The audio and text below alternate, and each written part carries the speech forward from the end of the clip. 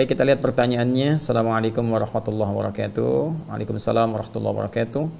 Saya sudah berusaha untuk mengikuti program menghafal Al-Quran seperti yang Ustadz Adi ajarkan. Alhamdulillah, semoga Allah berikan pahala terbaik dari segala usaha yang telah Ibu sampaikan dan usahakan. Namun saya lamban dan sulit hafal serta mudah pula lupa. Baik, langkah apa lagi yang harus saya tempuh agar mudah hafal dan tidak mudah lupa? Terima kasih, semoga Ustaz keluarga senantiasa sehat walafiat. Dan semoga Anda pun diberikan lebih daripada apa yang Anda doakan kepada saya. Waalaikumsalam warahmatullahi wabarakatuh. Sifat hafal dengan lupa itu fitrah kehidupan. Saya mau bicara tentang lupa dulu ya. Lupa itu dibagi dua. Ada lupa yang sifatnya anugerah, ya. Anugerah untuk meringankan beban kehidupan kita, atau dalam konteks ibadah tertentu bahkan untuk menambah pahala. Ya, nanti kita bahas. Yang kedua, ada lupa yang dicela. Jadi kalau yang pertama ini sifatnya disyukuri, madah, itu kan dipuji. Yang kedua, dzam, ya mazmum, sesuatu yang dicela, yaitu lupa yang diakibatkan karena perbuatan-perbuatan maksiat. Ya ingat, perbuatan maksiat itu akan berdampak pada, mohon izin sekali, jauhnya hubungan kita dengan Allah atau melupakannya pada nilai-nilai kebaikan. Ya karena itu orang-orang yang bermaksiat itu, mohon maaf, seringkali lupa waktu sholat. Orang-orang yang penuh banyak maksiat lupa untuk baca Al-Quran. Sehingga dari sifat lupa ini jadi jauh dari sholat, jauh dari Al-Quran, jauh dari nilai-nilai kebaikan menurut syariat Islam dan sebagainya. Nah, ini yang dibawa dari maksiat. Ya. Kemudian ada lupa yang dipuji yang pertama tadi. Lupa yang dipuji ini terbagi pada dua bagian. Pertama, takhfiful haya, untuk meringankan aspek kehidupan. Jadi misalnya kalau kita diberikan oleh Allah sifat lupa dalam beberapa hal yang kiranya bisa meringankan beban kita, maka itu harus disyukuri. Ya, kita bersyukur. Bayangkan kalau semua manusia ingat terus, wah barangkali, mohon maaf itu ya, bisa jadi terganggu nanti jalan pikirannya. Jadi kena penyakit tertentu yang memberikan beban berat. Anda ingat dari mulai lahir sampai sekarang, ingat semua kejadian, gak bisa tidur Anda. Ya, berat bebannya. Karena itu beberapa bagian tertentu diberikan anugerah lupa oleh Allah Subhanahu wa taala untuk memberikan keringanan dalam kehidupan kita. Dan sifat lupa ini Masya Allah dalam beberapa hal kadang-kadang disimpan di bagian terdalam di memori kita. Nanti saat dibutuhkan, nah beberapa perjuangan-perjuangan kita itu bisa muncul kembali. Kadang diingatkan oleh sebuah kejadian atau yang lainnya dan hikmah-hikmah tertentu. Ya, lupa dalam bahasa Arab disebut dengan nisyan. Bahkan ada keterangan dari Ibnu Abbas radhiyallahu taala anhuma yang dikutip oleh Ibnu Manzur dalam kitabnya Lisanul Arab ketika menerangkan tentang nama manusia insan. Ya, summiyal insanu insanan li'annahu 'indama uhida ilaihi fanasiya. Nah, itu keterangan Ibnu Abbas radhiyallahu taala anhuma yang dikutip oleh Ibnu Manzur dalam kitabnya Lisanul Arab. Ya, kata Ibnu Abbas radhiyallahu taala anhuma, summiyal insanu insanan, insan, manusia diberi nama dengan insan, ya, li'annahu 'indama uhida ilaihi fanasiya. Itu seakar dengan kata nisyan. Ya, nisyan yaitu lupa, dari akar katanya nasia. Kenapa? Karena manusia itu ketika berkomitmen dengan Allah itu seringkali ada sifat lupanya.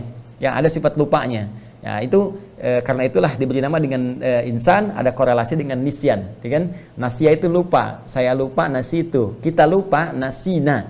Maka dalam konteks kehidupan kita berdoa, Rabbana la tu'akhidna in nasina au akhtana. Ini jenis lupa yang pertama. Ya Allah, jangan biarkan kami ya Allah ketika kami lupa itu kami berbuat salah gitu. Dengan lupa kami salah. Nah, itu konteks yang tadi saya sampaikan dalam keterangan saya yang pertama. Ada lupa yang cenderung mengarah kepada maksiat. Ada lupa yang sifatnya anugerah yang tadi saya sampaikan, ya, untuk meringankan beban kehidupan. Atau yang kedua, menambah nilai pahala dalam konteks ibadah tertentu. Contohnya apa? Al-Quran. Ya, jadi ada kondisi tertentu yang orang ini nggak maksiat, ikhtiarnya banyak sekali, bahkan dia tahajud juga, dia puasa juga, dia meninggalkan maksiat. Tapi ketika menghafal Quran, kok kayaknya susah gitu. Ya, dalam tanda petik ya, padahal Allah katakan nggak ada yang susah. Tapi qadar Allah ditetapkan oleh Allah bagi orang ini misalnya nggak secepat yang lain. Orang lain misalnya dalam 10 menit hafal 1 halaman, orang ini sudah 1 jam belum hafal. Bahkan 10 jam masih terlambat-lambat. Ya, ada yang pindah lupa sebelumnya misalnya kan. Apa di antara hikmahnya? Ternyata di antara hikmahnya itu rahmat Allah Subhanahu wa taala, di antaranya untuk memberikan tambahan pahala kepadanya dengan mengulang apa yang telah dia tadi usahakan untuk dihafal. Jadi makanya menghafal Quran itu sering saya katakan bukan berapa banyak hafalan yang dikumpulkan, bukan berapa juz yang telah dihafalkan, tapi berapa banyak ikhtiar kita untuk menghadirkan Quran itu hadir dalam jiwa kita, ya, berdasarkan kemampuan usaha kita. Jadi yang dilihat oleh Allah, yang dinilai itu adalah ikhtiarnya, bukan berapa juz yang telah dihafalkan. Ya, kalau berapa juz yang telah kumpul itu yang menjadi pahala, rugi kita. rugi. Tapi betapa adilnya Allah memberikan ikhtiar manusia sebagai ukuran pemberian pahala kepadanya. Karena itu kalimat nabinya jelas mengatakan, ya, man qara'al Qur'ana, ya, man qara'a kitaballahi, siapa yang membacakan kitabullah subhanahu wa ta'ala, membacakan Al-Qur'an. Bahkan redaksinya tegas mengatakan man qara'a harfan min kitabillah. Ya, Nabi menyampaikan man qara'a harfan min kitabillahi, siapa yang membacakan satu huruf dari kitabullah, ya, falahu asyru hasanat, dia mendapatkan 10 kebaikan padanannya. Satu huruf sama dengan 10. Walam aqul alif lam mim harfun. Ya, dan saya tidak katakan kata Nabi alif lam mim satu huruf, walakin alifun harfun, lamun harfun, mimun harfun, wa likulli harfin asyru hasanat. Tapi alifnya satu huruf, lamnya satu huruf, mimnya satu huruf, setiap hurufnya 10 kebaikan. Nah, sekarang Anda ambil dari rumus ini, ya, terapkan dalam kehidupan kita. Bagaimana seseorang yang ketika dia mencoba menghafalkan satu ayat saja, dzalikal kitabu la raiba fihi hudal lil muttaqin. Dalam perjuangan dia, mustahil ada orang misalnya secara umum ya, umumnya sekali membacakan itu misalnya pada umumnya ya, saya tidak mengatakan kekhususan pada orang tertentu. Secara umum dia bacakan sekali langsung selesai, hafal, tertanam kuat. Tidak. Fitrah hafalan itu kalau ingin kuat tertanam, itu dia akan ulang-ulang. Maka orang yang membacakan ayat kedua di Al-Baqarah ini, ya, mulanya dia bisa memulai dengan kalimat seperti ini misalnya bacaannya. Dzalikal kitabu, dzalikal kitabu, dzalikal kitabu, la raiba fi, la raiba fi, la raiba fi, dzalikal kitabu la raiba fi, dzalikal kitabu la raiba fi, dzalikal kitabu la raiba fi. Hudal lil muttaqin, hudal lil muttaqin, hudal lil muttaqin, dzalikal kitab, dzalikal kitabu la raiba fi, hudal lil muttaqin, dzalikal kitabu la raiba fi, hudal lil muttaqin, dzalikal kitabu la raiba fi, hudal lil muttaqin. Saya tanya pada Anda, berapa huruf yang telah saya bacakan? Hitung. Nah, berapa huruf yang telah saya bacakan? Ya. Saya ingin mengatakan kalikan dengan pengulangan yang telah tadi saya bacakan. Karena bacaannya siapa yang baca satu huruf? Saya kan baca berulang-ulang tadi. Mengulang itu kan membaca lagi. Jadi ada orang yang diinginkan oleh Allah Subhanahu wa taala melimpah dulu pahala kepadanya. Kata Allah, urusan hafal Quran nanti gampang, ya. Bagi Allah itu mudah, begitu dimudahkan menghafal semudah-mudahnya. Mungkin sekarang berjuang 1 bulan, 2 bulan sulit, tiba-tiba bisa terjadi dalam sebulan berikutnya bisa 30 juz hafal.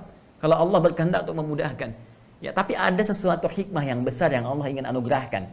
Ya, kadang-kadang limpahkan dulu pahalanya. Bukankah semakin banyak pahala, semakin peluang mendapat rahmat Allah itu tinggi, paling minimal nutup dosa. Ya kan?